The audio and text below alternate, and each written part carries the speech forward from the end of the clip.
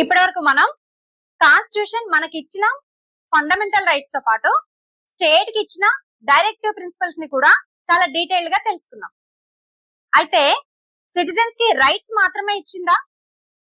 ఎలాంటి duties are responsibilities ఇవ్వలేదా constitution?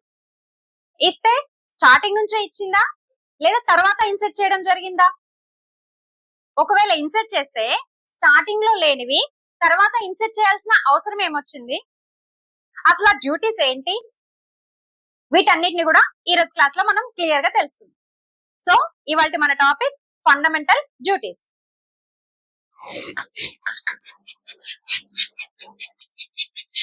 Fundamental duties. అయితే కాన్స్టిట్యూషన్ స్టార్టింగ్ లో మనకి ఫండమెంటల్ రైట్స్ అలాగే డిపిఎస్పి మాత్రమే ఉన్నాయి. ఈ ఫండమెంటల్ డ్యూటీస్ లేవు.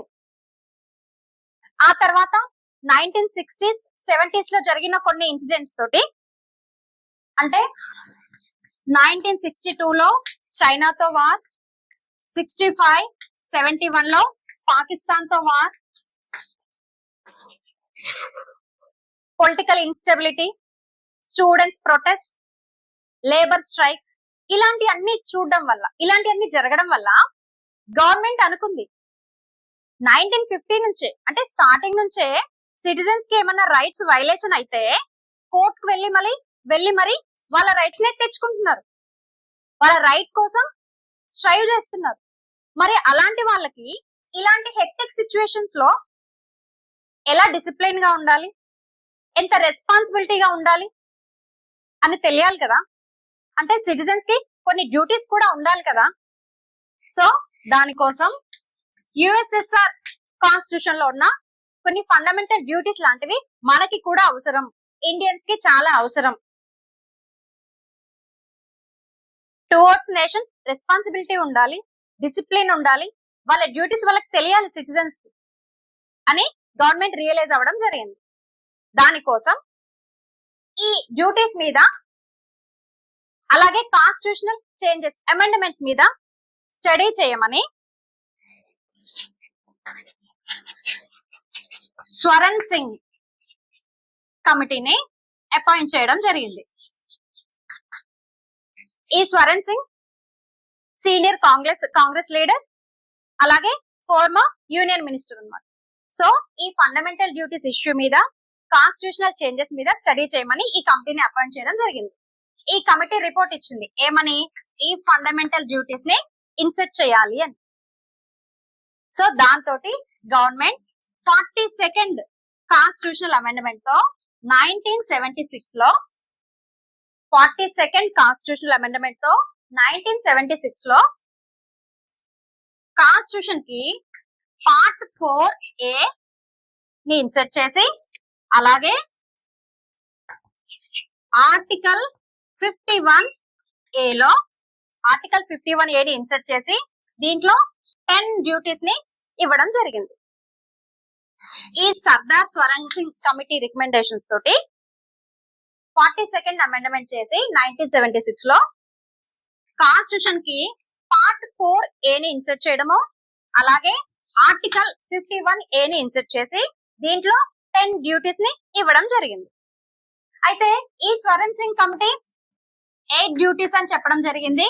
అలాగే పనిష్మెంట్ ఇవ్వాలి, అంటే ఈ ఫండమెంటల్ డ్యూటీస్ ని ఫాలో అవ్వకపోతే పనిష్మెంట్ కూడా ఇవ్వాలి అని చెప్పడం జరిగింది. కానీ గవర్నమెంట్ ఈ పనిష్ చేసేదాన్ని యాక్సెప్ట్ చేయలేదు. అలాగే ఈ ఇచ్చిన 8 డ్యూటీస్ కి +2 ఇంకొక 2 డ్యూటీస్ కలిపి మొత్తం 10 డ్యూటీస్ ని ఇవ్వడం జరిగింది. పార్ట్ 4A ఆర్టికల్ 51A లో 10 డ్యూటీస్ ని 42nd అమెండ్మెంట్ 1976 లో ఇన్సర్ట్ చేయడం జరిగింది. ఆ తర్వాత మళ్ళీ 86th కాన్స్టిట్యూషనల్ అమెండ్మెంట్ తో 2002 లో 11th ఇంకొక ఎక్స్ట్రా ఫండమెంటల్ డ్యూటీని ఇన్సర్ట్ చేయడము 11th అన్నమాట. అంటే ఇప్పుడు టోటల్లీ 11 ఫండమెంటల్ డ్యూటీస్ ఉన్నాయి constitution. Part 4A 51A article లో ఉన్నాయి అన్నమాట. గవర్నమెంట్ ఈ పీరియడ్ లో జరిగిన ఇష్యూస్ తోటి సిటిజన్స్ కి రెస్పాన్సిబిలిటీ కూడా ఉండాలి. నేషన్ మీద, పబ్లిక్ ప్రాపర్టీ మీద, ఇంటిగ్రిటీ మీద, యూనిటీ మీద, కాన్స్టిట్యూషన్ మీద రెస్పాన్సిబిలిటీ ఉండాలి, డిసిప్లిన్ ఉండాలి, డ్యూటీస్ ఫీల్ అవ్వాలి, యాక్సెప్ట్ చేయాలి సిటిజన్స్. రైట్స్ మాత్రమే కాదు, సిటిజన్స్ కి డ్యూటీస్ కూడా కావాలి అని, యుఎస్ఎస్ఆర్ టైప్ డ్యూటీస్ మనకి కూడా ఉండాలి అని, దానికోసం స్వరణ్ సింగ్ కమిటీని అపాయింట్ చేయడము, ఈ స్వరణ్ సింగ్ కమిటీ ఓకే అని ఈ ఫండమెంటల్ డ్యూటీస్ ని రికమెండ్ చేయడము, దాంతో 42nd అమెండ్మెంట్ తో 1976 లో కాన్స్టిట్యూషన్ కి పార్ట్ 4A ని ఇన్సర్ట్ చేసి, అలాగే ఆర్టికల్ 51A ని ఇన్సర్ట్ చేసి దాంట్లో 10 డ్యూటీస్ ని ఇవ్వడం జరిగింది. ఆ తర్వాత 86th కాన్స్టిట్యూషన్ అమెండ్మెంట్ తో 2002 లో ఇంకొకటి totally 11 fundamental duties present constitution లో ఉన్నాయన్నమాట. ఇవన్నీ కూడా రైట్స్ ఎలా అయితే సిటిజన్స్ కి అన్ని అవసరమో, సిటిజన్స్ డెవలప్మెంట్ కి అవసరమో, కంట్రీ యునైటెడ్ గా ఉండడానికి, ఇంటిగ్రిటీకి, వీటన్నిటికీ కూడా ఈ డ్యూటీస్ అనేవి చాలా అవసరం. సిటిజన్స్ కి డ్యూటీస్ కూడా చాలా అవసరం అని తెలియజేయడం జరిగింది, ఇన్సర్ట్ చేయడం జరిగింది అనమాట. సో అయితే ఈ డ్యూటీస్ అనేవి ఎన్ఫోర్సబుల్ కావు. రైట్స్ ఎలా అయితే ఎన్ఫోర్సబుల్, జస్టిసబుల్, ఇవి జస్టిసబుల్ కాదనమాట. డ్యూటీస్ అంటే మనకి ఓన్ గా మనం మోరల్ గా వాటిని ఫాలో అవ్వాలి. రైట్స్ ఎలా అయితే తీసుకుంటున్నామో అలాగే నేషన్ కి నా వంతుగా నేను నా డ్యూటీని నేను ఫాలో అవుతాను, ఇది నా రెస్పాన్సిబిలిటీ అని మనం సిటిజన్స్ ఫీల్ అవ్వాలి, అంతే తప్ప అవి జస్టిసబుల్ కాదు. సో అసలు ఈ 11 డ్యూటీస్ ఏంటో ఇప్పుడు మనం ఒక్కొక్కటి స్టెప్ బై స్టెప్ చూద్దాం. First, respect constitution, national flag and national anthem. Regional feelings ఎక్కువైపోయి నేషనల్ సింబల్స్ మీద డిస్రెస్పెక్ట్ పెరిగిపోతున్న ఒక టైంలో ఈ కాన్స్టిట్యూషన్ ని రెస్పెక్ట్ చేయాలి, నేషనల్ ఫ్లాగ్, నేషనల్ యాంథమ్ ని రెస్పెక్ట్ చేయాలి అని ఈ ఫండమెంటల్ డ్యూటీ అనేది చాలా ఇంపార్టెంట్ అయిందనమాట.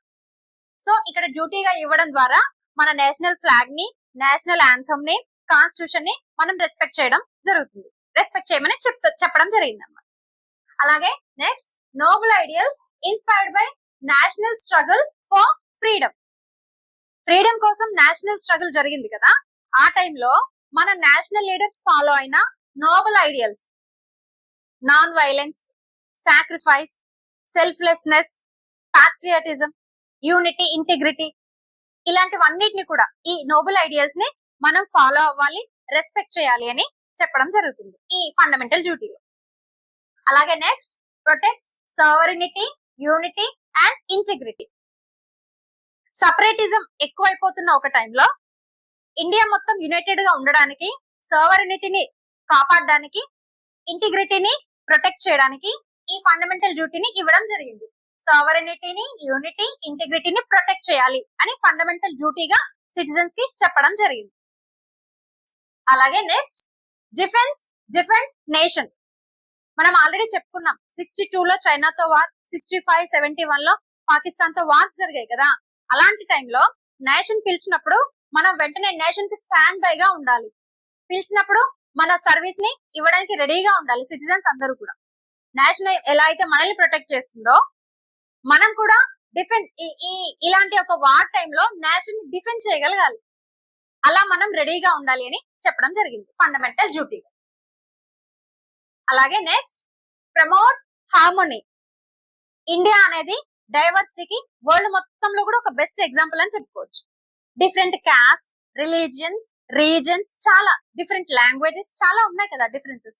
సో ఇన్ని ఉన్నప్పటికీ కూడా మనమంతా ఒకటే, యునైటెడ్ గా ఉండాలి, ఇంటిగ్రిటీ ఉండాలి మనలో, పీస్ అండ్ హార్మనీని ప్రమోట్ చేయాలి అని ఈ ఫండమెంటల్ డ్యూటీ ఇవ్వడం జరిగింది. Next, preserve heritage. మన జనరల్ గా ఇండియన్ కల్చర్ అనేది వరల్డ్ మొత్తంలో ఒక యూనిక్ అన్నమాట. అంటే ఇండియన్ కల్చర్ కి ఒక ఐడెంటిటీ ఉంది. సో మనం వెస్టర్న్ ఇన్ఫ్లుయెన్స్ ఎక్కువైపోయి మన ఇండియన్ కల్చర్ ని డ్యామేజ్ చేయకుండా, తక్కువ చేయకుండా మన కల్చర్ ని, మన హెరిటేజ్ ని ప్రొటెక్ట్ చేసుకునే డ్యూటీ మన మీదే ఉంది అని చెప్పడం జరుగుతుంది. అలాగే next, protect environment. Global wide గా ఎన్విరాన్మెంట్ ప్రొటెక్షన్ మీద అవేర్నెస్ వస్తున్న ఆ టైంలో ఇండియన్స్ గా మనం కూడా పొల్యూషన్ ని కంట్రోల్ చేయాలి, డిఫారెస్టేషన్ తగ్గించాలి, ఎన్విరాన్మెంట్ ని ప్రొటెక్ట్ చేయాలి అనే విధంగా దీన్ని కూడా మనకి డ్యూటీగా ఇవ్వడం జరిగింది, ప్రొటెక్ట్ ఎన్విరాన్మెంట్ అనేసి. అలాగే next, develop scientific temper.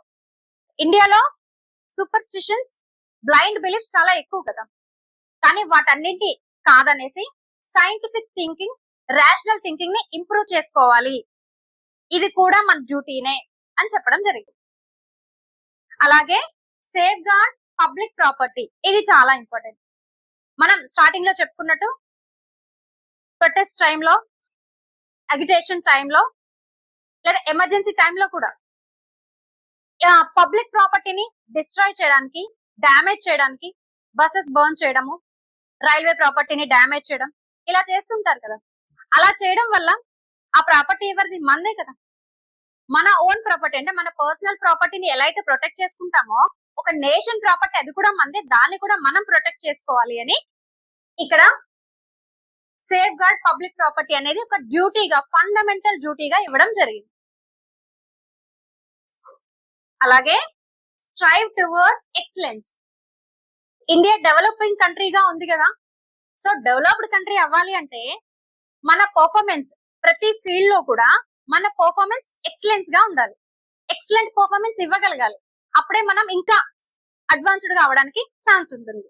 So ఈ స్ట్రైవ్ టువర్డ్స్ ఎక్సలెన్స్ అనేది కూడా ఫండమెంటల్ డ్యూటీగా ఇవ్వడం జరిగింది. ఈ 10 డ్యూటీస్ కూడా 42nd అమెండ్మెంట్ తో 1976 లో ఇన్సెర్ట్ చేయడం జరిగింది. అయితే ఇక్కడ ఉన్న ఈ 11th fundamental right, parents should provide opportunities for education to 6 to 14 years age group. 6 to 14 years age group పిల్లలకి పేరెంట్స్ ఎడ్యుకేషన్ ఆపర్చునిటీస్ ని ప్రొవైడ్ చేయాలి. అయితే ఈ ఫండమెంటల్ ఈ డ్యూటీ అనేది మనం ఆల్రెడీ చెప్పుకున్నట్టు 2002 లో 86th కాన్స్టిట్యూషనల్ అమెండ్మెంట్ తో ఇన్సెర్ట్ చేయడం జరిగింది. అదే టైంలో మనం రైట్ లో కూడా 21A, ఆర్టికల్ 21A లో కూడా ఇదేమో రైట్ గా ఇవ్వడం జరిగింది. సేమ్ ఎడ్యుకేషన్ అక్కడ చైల్డ్ కి రైట్ గా ఇస్తే, ఇక్కడ పేరెంట్ కి డ్యూటీగా ఇవ్వడం జరిగింది. ఈ కాన్సెప్ట్ గురించి మనం ఆల్రెడీ ఫండమెంటల్ రైట్ లో చెప్పుకున్నాము, డైరెక్టివ్ ప్రిన్సిపల్స్ లో కూడా చెప్పుకున్నాం. దాన్ని ఒకసారి మీరు చూసినట్లయితే ఇంకా ఈ కాన్సెప్ట్ చాలా క్లియర్ గా అర్థమవుతుంది. సో ఈ ఎడ్యుకేషన్ అనేది చైల్డ్ కి ఇక్కడ 21A లో రైట్ గా ఇవ్వడం జరిగింది, ఇక్కడ పేరెంట్ కి డ్యూటీగా ఇవ్వడం జరిగింది. Same education 6 to 14 years group కి ఎడ్యుకేషన్ ఇవ్వడం అన్నమాట. దీన్ని 2002 లో 86th కాన్స్టిట్యూషనల్ అమెండ్మెంట్ తో ఇన్సెర్ట్ చేయడం జరిగింది. సో టోటల్ గా మనకి 11 డ్యూటీస్ ఉన్నాయి ప్రెసెంట్. ఈ 11 డ్యూటీస్ అన్ని కూడా మనకి నేషన్ అయితే ఎలా అయితే రైట్స్ ఇచ్చిందో, మనం నేషన్ కి డ్యూటీ అంటే మన డ్యూటీ నేషన్ ని ప్రొటెక్ట్ చేయడము, ఇంటిగ్రిటీని కాపాడము, ఎన్విరాన్మెంట్ ని కాపాడము, ఇవన్నీ కూడా ఈ 11 కూడా మన డ్యూటీస్ అన్నమాట. వీటిని కరెక్ట్ గా ఫాలో అవ్వాలని కాన్స్టిట్యూషన్ చెప్పడం జరిగింది. అయితే ఒకవేళ ఫాలో అవ్వకపోతే ఇక్కడ సేఫ్ గార్డ్ పబ్లిక్ ప్రాపర్టీ అని ఉంది. సో బస్సెస్ బర్న్ చేయడము, స్ట్రైక్స్ అప్పుడు అలాంటివి చేయకూడదు అని ఉంది. దీన్ని వైలేట్ చేశారు అనుకుందాము, బస్సెస్ బర్న్ చేయడము, ప్రాపర్టీని డ్యామేజ్ చేయడం జరిగింది అంటే ఇక్కడ ఈ సేఫ్ గార్డ్ పబ్లిక్ ప్రాపర్టీ అనే ఫండమెంటల్ డ్యూటీ వైలేషన్ జరిగింది అనుకుందాం. మరి అప్పుడు పనిషబుల్ అవుతామా? రైట్స్ వైలేట్ చేస్తే పనిషబుల్ అవుతారు, కానీ ఇది డ్యూటీ కదా, ఇవి జస్టిసబుల్ కాదు అనుకున్నాం కదా, పనిషబుల్ అవుతామా అంటే కాము. ఇక్కడ ఈ పబ్లిక్ ప్రాపర్టీని సేఫ్ గార్డ్ చేయాలి అనే దీన్ని డ్యూటీని వైలేట్ చేసినందుకు పనిషబుల్ కాము, కానీ దానికంటూ సపరేట్ లాస్ ఉంటాయి కదా, పబ్లిక్ ప్రాపర్టీని ప్రొటెక్ట్ చేయాలి, క్రిమినల్ లాస్ ఉంటాయి కదా, దాని ప్రకారం అక్కడ పనిషబుల్ అవుతారు. అక్కడ ఏదైతే మనం ఒక ఇన్సిడెంట్ లో ఏదైతే ఒక ఇది చేసామో అది క్రైమే కదా, చేయకూడదు, దానికి లాస్ ఉన్నాయి. దానికి అగెనిస్ట్ గా, లాకి అగెనిస్ట్ గా మనం చేస్తే అక్కడ అది క్రైమ్ అవుతుంది, పనిషబుల్ అవుతుంది, ఆ రకంగా పనిషబుల్ అవుతుంది. కానీ ఈ డ్యూటీని వైలేట్ చేసినందుకు పనిషబుల్ కాదు. ఫర్ ఎగ్జాంపుల్ రైల్వే ప్రాపర్టీని, ఆ రైల్వే స్టేషన్ ఆర్ బస్సెస్ ని బర్న్ చేసాం, జరిగింది సంథింగ్, ఆ సంథింగ్ జరిగింది ఎందుకంటే అక్కడ ఒక లా ఉంది, వాటిని ప్రొటెక్ట్ చేయడానికి కొన్ని లాస్ ఉన్నాయి. అగేన్స్ట్ క్రిమినల్ లా అన్నమాట ఆ పని చేయడం. సో ఆ క్రిమినల్ లా ప్రకారము పనిషబుల్ అవుతారు. అంతేగాని ఇక్కడ ఈ డ్యూటీని వైలేట్ చేసినందుకు పనిషబుల్ కారు. పనిష్మెంట్ ఉంటుంది కానీ అది క్రిమినల్ లా ప్రకారం ఉంటుంది, కానీ ఇక్కడ ఈ డ్యూటీని వైలేట్ చేసినందుకైతే కాదు, ఎందుకంటే ఇవి జస్టిసబుల్ కావు. అయినప్పటికీ కూడా నేషన్ నుంచి మనం చాలా తీసుకుంటున్నాం కాబట్టి ఇవన్నీ ఫాలో అవడం ఒక సిటిజన్ గా కంపల్సరీగా మన ఫండమెంటల్ డ్యూటీ అన్నమాట.